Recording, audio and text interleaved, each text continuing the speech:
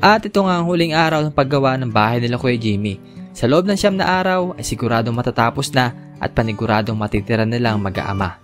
Kaya tinuloy na rin namin ang mga natitira pang trabaho tulad ng pagpipintura at paggawa ng kanilang lamesa. At halos nga bumuhos ang luha ni Kuya Jimmy na makita niyang tapos na ang kanilang tahanan.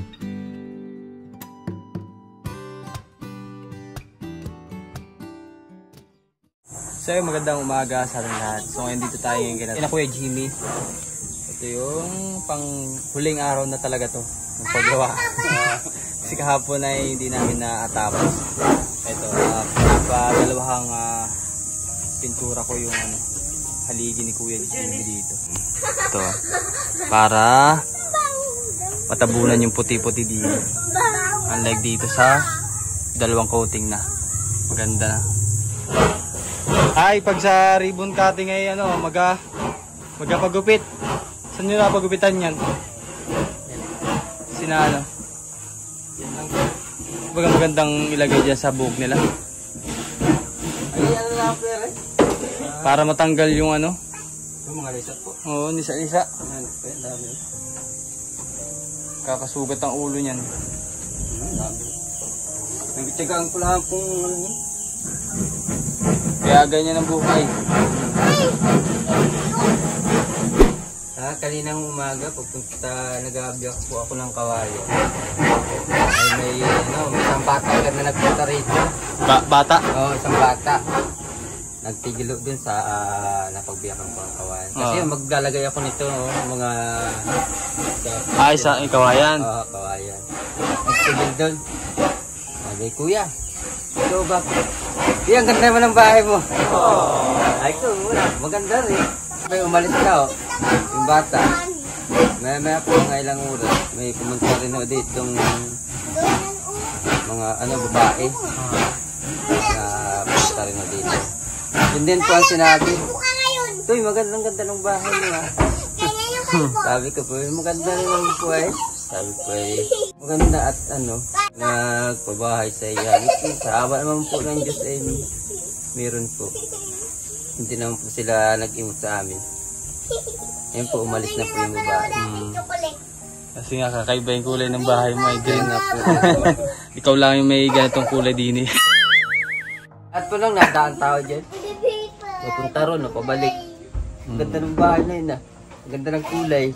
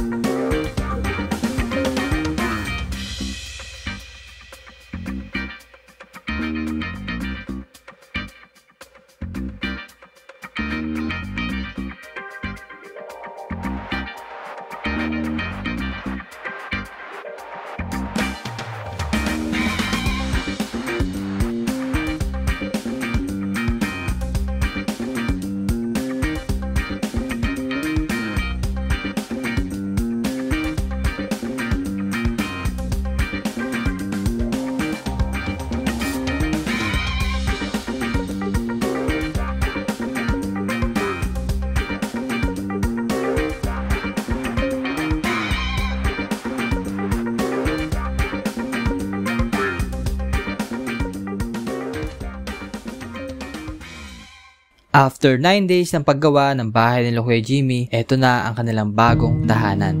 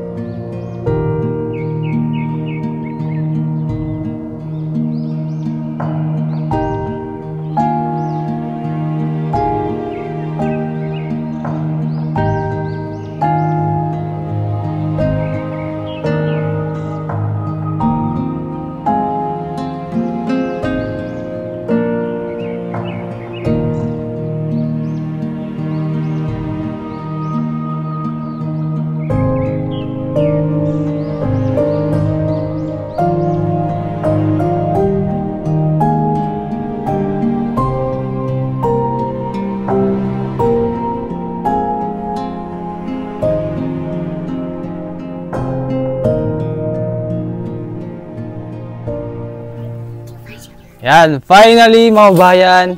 At ito na yung bahay ni Kuya Jimmy. Natapos na namin for ilang araw dahil sobrang dami rin. Kahit na sobrang dami din ng mga nangyari na nagkaroon ng trangkaso. Una ako, sumunod si Tate Rene at yung mga bata. So nagkahawa-hawa na rin dito kaya medyo tumagal din yung paggawa ng bahay. So kahit papaano naman ay doon pa rin naman yung pinakang punta. At yun ito naging resulta sa aming paggawa ng bahay ni Kuya Jimmy, no? So hindi na namin nabilang kung ilang araw pero mahalaga ay natapos ng maayos yung tahanan at pulido ang pagkakagawa, no? Yan. So, masaya ba kayo sa bagong bahay na ninyo? Opo. Ayun. Dito na kayo matutulog, ano? Opo. Sige. Basta pagka magkakameron tayo ng ribbon cutting, ano? Opo. Ribbon cutting. So, bali meron tayong konting handaan dito. Ano? Ay, basta balik na lang ulit si Kuya dito. Mabuti na lang din si Kuya Jimmy ay kasama dito sa paggawa kasi kung ako lang ay mahirap gagawin. Mahirap gumawa ng bahay pag kami dalawa lang Tate Rene. At ganito kalaki. So, ito yung pinakamalaking pabahay na ginawa namin. At sumakto din na walang trabaho siya sa pagbabalat ng saging. So, ano yung pakiramdam Kuya na natapos na natin yung bahay mo? Masaya po, masaya dahil nagkaroon kami ng maayos at magandang tirahan tulad nito. Ano yung mga pangarap mo pa sa bahay mo ngayon? Sana pa magkaroon po ng kahit gamit lang sa bahay. Sige. So bali, yun nga yung pinag-usapan natin, wag mo munang ilalagay mong gamit para kung ano man yung maidadagdag namin ay may lalagay namin ng maayos, ano? Bantay lang sa ribbon cutting, ano? Sige po. At regarding pala dun sa magiging CR ni Kuya, so siguro bibili na lang tayo ng plain sheet na parang ganito po. 2 piraso siguro pwede na yan, no? Pwede na po yan dyan. Oo, kasi ano naman yan medyo maliit lang naman yung CR nila. Saka siya na tong 2 plain sheet. Siya nang gagawa ng mga babayan. At yun, ginawa na rin si Kuya Jimmy ng lamesa. Kasi wala silang lamesa, no? Wala po. Paano kayo? Saan kayo kumakain? Sa baba po, sa sahig. Sa sahig na? Sa sahig.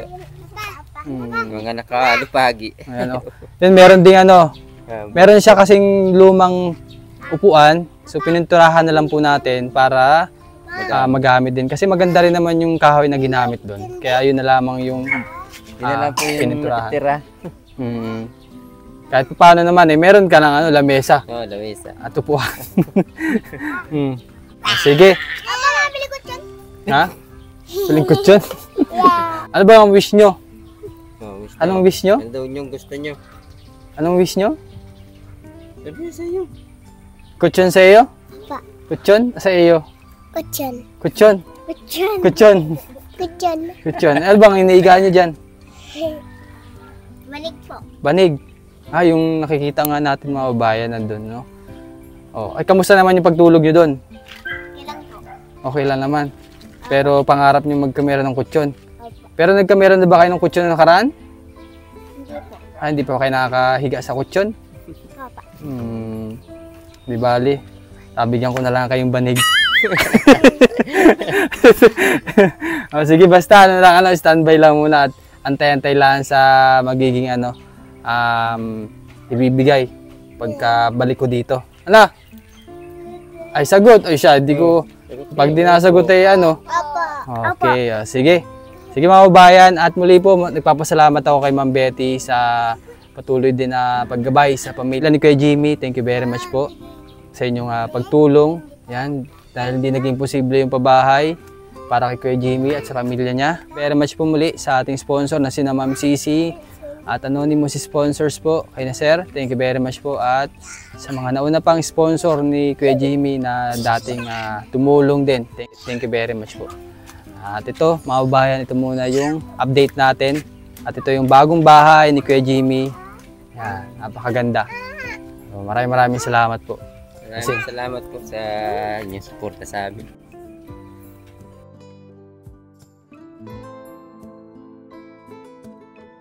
Tears of Joy.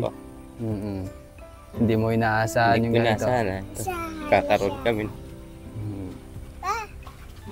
Kahit sino baga naman pag nabigyan ng ganito. Ano? Bilikinde? Bilikinde? Iba kasi yung iba kasi din yung pabahay sana dati. Pero yun nga, 'di ba? May tamang oras pala talaga pag yung nagkameron ng problema nung una. Pero yung sukat ng bahay lang nila dapat 8x8 mga babayan. Yan lang talaga yung pabahay sana namin. Pero yun nga, may right time talaga kuya, no? Oo. Tingnan mo naman yung binigay sa'yo, no? Ang ganda. Doble. Dinoble. Doble po ang laki. Bilikinde? At alam mo ba, yan yung pinakang mahal na pabahay. Oo. Hindi ko po Oo. na-expect na magkakaroon kami ng ganito. Alagaan mo Salamat yung po. binigay sa'yo at laging linisan. Yun lang naman yung pinapaalala lang namin lagi.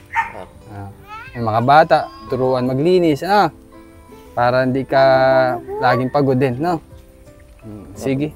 Sige kuya. Bilikinde? At kami tutuloy na. Mabilis. Mabilis mo na, bilis mo na. Bless mo na kayo. Bless mo na kayo, Karen.